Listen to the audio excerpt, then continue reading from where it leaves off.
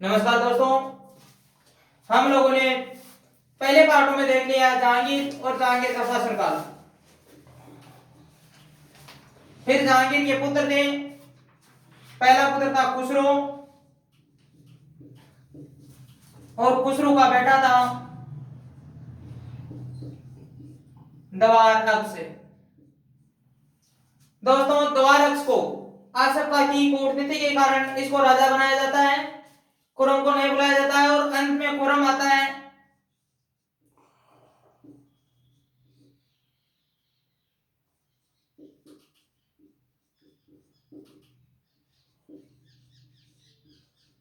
अंत में खुरम आता है और खुरम आकर दवार अक्ष तथा शहरयार व परिवेश की हत्या कर देता है एक राजगद्दी के कारण।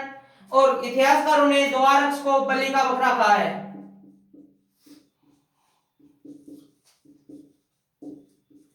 क्या कहा है दोस्तों? बलि का बकरा। अब देखें जाए दोस्तों, खुसरो खुरम किसका पुत्र है? जहांगीर का। और 2 नंबर का बेटा है खुरम। खुरम का जन्म 5 जनवरी 1592 लाहौर में हुआ था। जगत गोसाई माता का नाम था दोस्तों। माता का नाम जगत गोसाई उदय जोधपुर के उदय सिंह की पुत्री थी, मोटा राजा उदय सिंह।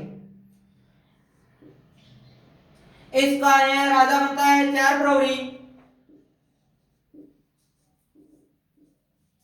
1628।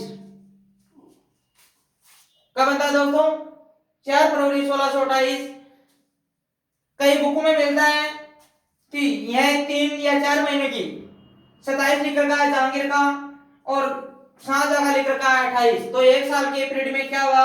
वो 1 साल का नहीं था दोस्तों, वह 3-4 महीने का था। और वह था द्वार अक्ष के चक्कर में इतनी गड़बड़ मिल रही है। इसके पश्चात खुरम। खुरम को जहांगीर के द्वारा 1617 में शाहजहां की उपाधि दी गई थी। और दोस्तों, इसी खुरम का विवाह हुआ था अर्जुमंद बानो के साथ में। अर्जुमंदा बानो। अर्जुमंदा बानो आसफा की बच्ची थी।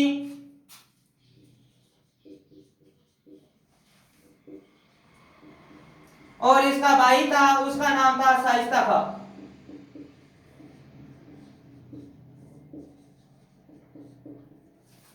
दोस्तों, भाई का नाम है शाइस्ता खां और पिताश्री का नाम है आसफ खां।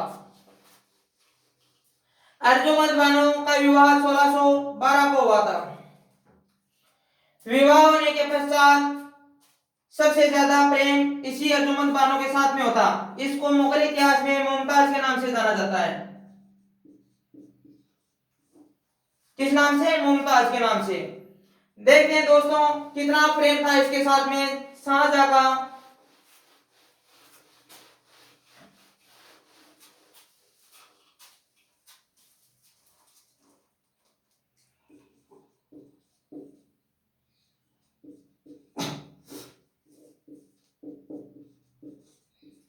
अर्जुमंद बानो से शाहजहां या खुरम को 14 संतान प्राप्त हुई थी।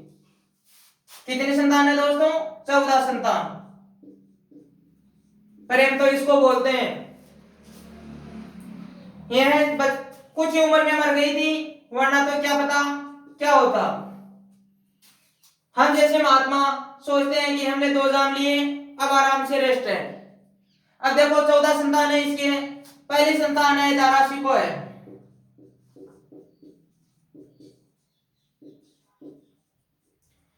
फिर एक पुत्री का नाम आता है रोशन आरा।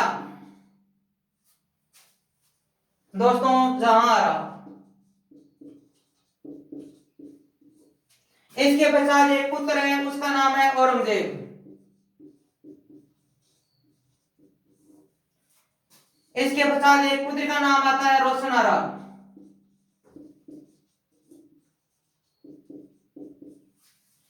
इसके पश्चात आता है मुराद बख्श।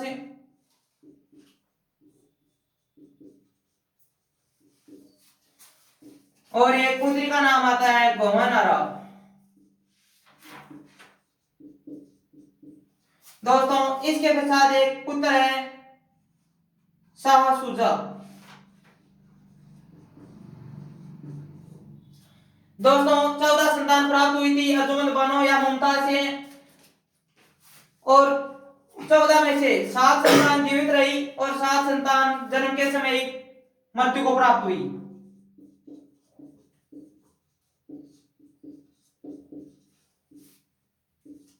कितनी संतान है दोस्तों?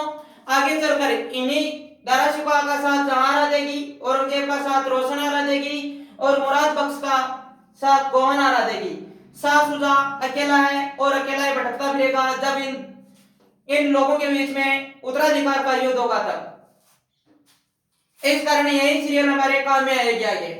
अब देखते हैं दोस्तों 1631 में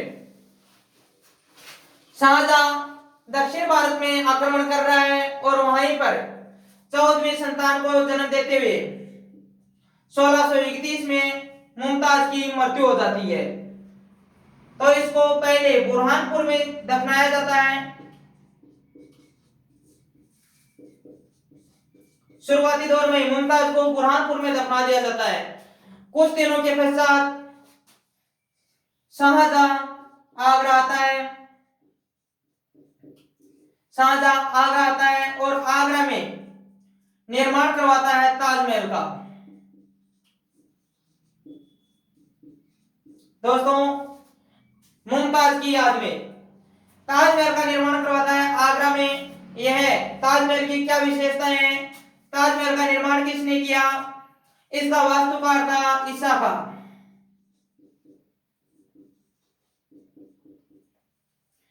ईसा खां का सहयोगी था ताजमहल में अहमद खां लाहौरी।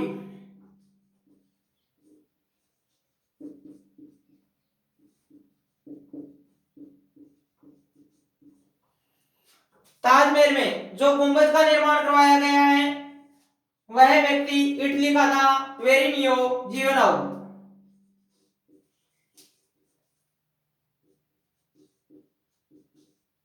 वेरिनियो जियोनाउ। दोस्तों इटली का रहने वाला व्यक्ति है और इसमें जो पत्थर लगाए गए हैं संगमरमर, उस वह संगमरमर नागौर से ले जाए गए हैं।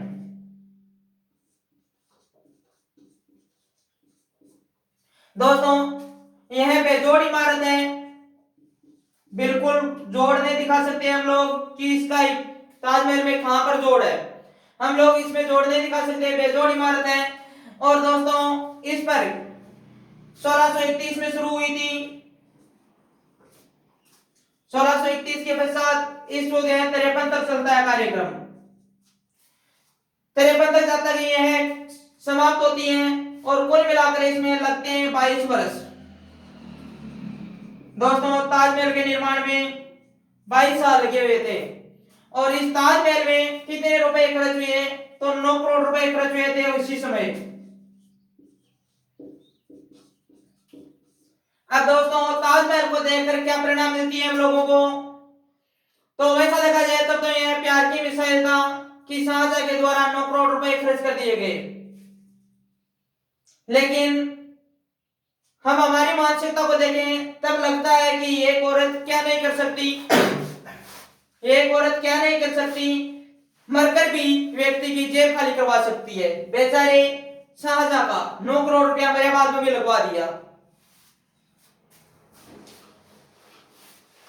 इसके पश्चात जो ही शाहजहां इस ताजमहल को देखता है, ताजमहल को देखने के पश्चात दोस्तों जो ईसा खां और अहमद खां लाहौरी थे इन दोनों के हाथ कटवा देता है, क्योंकि भविष्य में आगे जाकर ऐसी इमारत और खड़ी ना करें, इसके कारण हाथों को कटवा देता है। इसके पश्चात दोस्तों इसने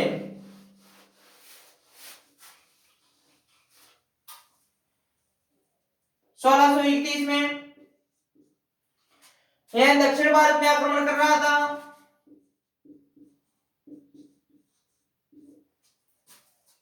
1636 में बीजापुर पर आक्रमण करता है, गोलकुंडा। और गोलकुंडा का एक शासक था कुतुब शाह।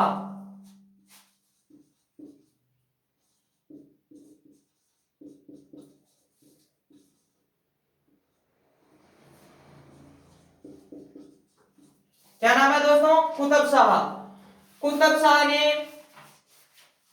और खुर्रम की अधीनता स्वीकार करता है।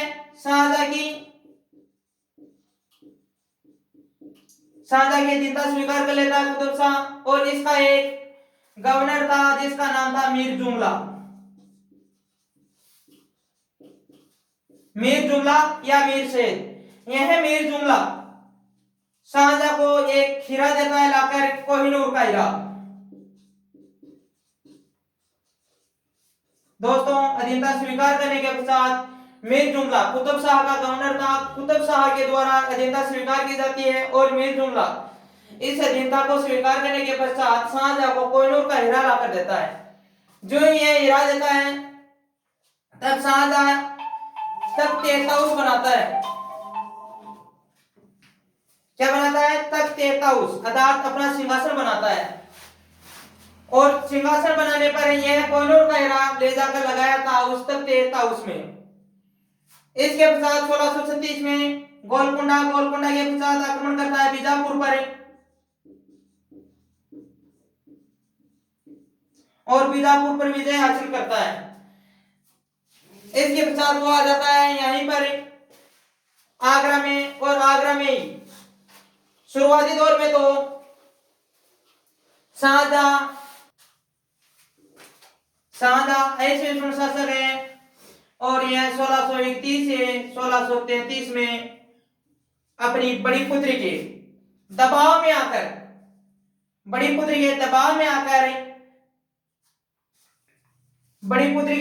आकर यह वापिस शुरू करना चाहता है।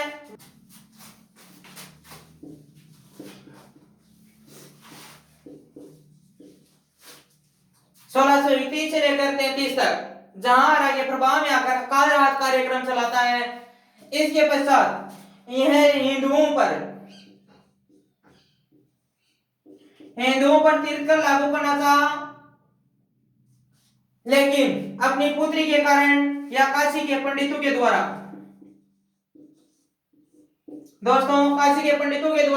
यह हिंदुओं पर तीर्थकर लागू नहीं कर सका। शाहजहां शुरुआती दौर में ऐसे शासक था, लेकिन अपनी पुत्री जहां के दबाव में आकर नहीं तो काल रात कार्यक्रम चलाता है। 1631 से 33 यह 3 वर्ष चलाता है। इसके पश्चात हिंदुओं पर तीर्थकर लागू करना चाहा, लेकिन काशी के पंडितों के द्वारा मना करने पर यह तीर्थकर लागू नहीं कर सका। इसके पश्चात शाहजहां आगे चलकर इसके सैन्य अभियान आते हैं जो दक्षिण भारत के पश्चात में आता है हमारा मेवाड़ रियासत या राजस्थान। यह करेंगे हम अगले पार्ट में। धन्यवाद दोस्तों। अब दोस्तों, साधारण सी बात है, हमारे चैनल को लाइक और सब्सक्राइब करें।